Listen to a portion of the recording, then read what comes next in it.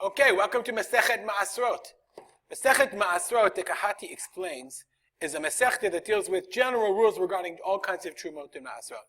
So we've discussed a bunch of, in the previous Masechta, the Chalukah, the division of Trumot and Maasrot, and how it's done. If you really want a broader explanation, look to either the introduction, my first Mishnah, specifically Masechet Demai, it explains all of it, or Masechet Trumot, I think I explained it as well. This Masechta deals with a bunch of general issues that refer to Trumot and Maasrot, and generally, Trumot and Maasrot as a group, we usually divide them, but the Kahati explains that Maasrot refers to all Trumot and Maasrot. So these are general rules that apply to Trumot and Maasrot, all across the board.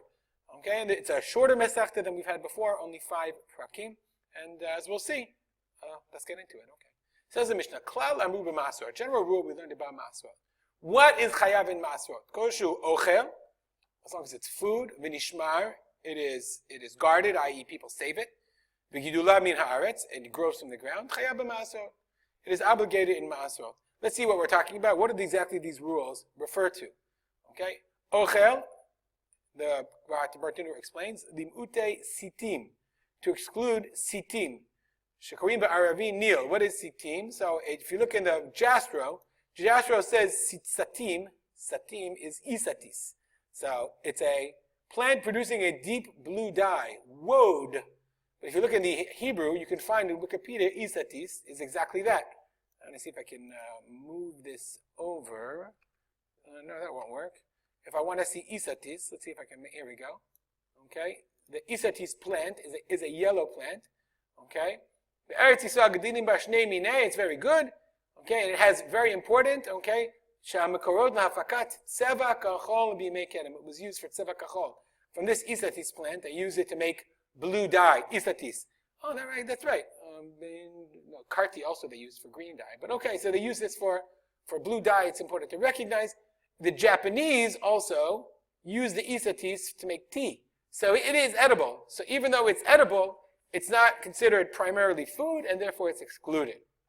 Kotzai, it says, is another exclusion. I couldn't figure out what that was. Okay, those are not food. Even though they're eaten under duress, if you have to. Therefore, enam chayavim b'maasrot. Nishmar, it has to be guarded. Person has to keep it. Limute hefker. That excludes hefker. She'ein lo bar lim she'yishmeru, because there's no owners. And as we know, something that's hefker is not chayav in Trumot and Maasrot. V'gidulo min haaretz, grows in the ground. That excludes k'mehinu pichuot, all kinds of fungi and mushrooms. And all those fungi and mushrooms are excluded. But kol hani yelfida mikra, we learn this from the pasuk. It says, aser ta'aser et kvod tuat azarecha. That's a pasuk in Dvarim. Aser ta'aser, you must take tithe, et kol tvuat zarecha. We focus on it has to be tvu'ah, and it has to be zarecha. It has to be planted. Et kol tvu'at, jumiyatu tvu'ah shu ochel. The word tvu'ah teaches us it has to be food. Zarecha, your food, yuchad lecha. Okay, that it has to be yours. That comes to exclude hefker. Then, zarecha, davar shezarimoto matzmiach. And zarecha, from the word zera, means something that you plant as a seed and it grows.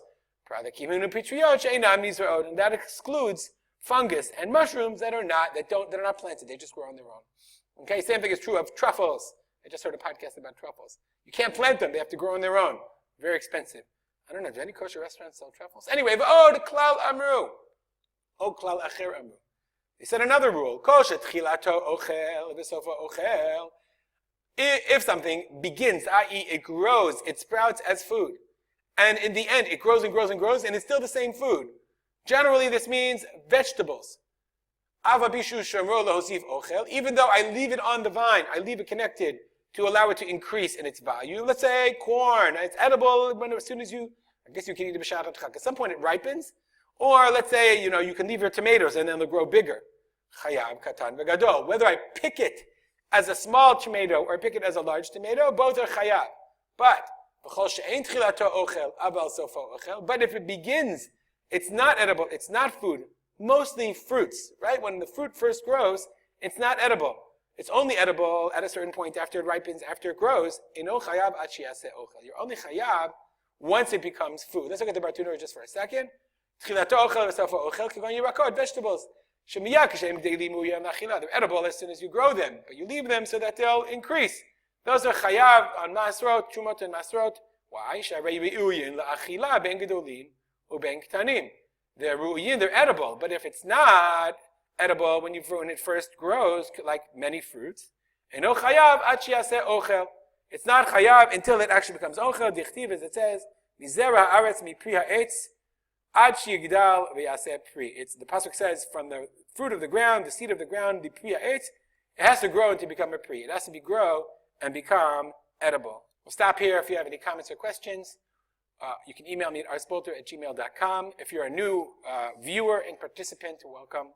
I hope you'll be able to dedicate yourself to learning Mishnah Yomit. And we'll dedicate the learning to the memory of my father, Rav Simcha ben Yitzchak Kalman. Have a good day.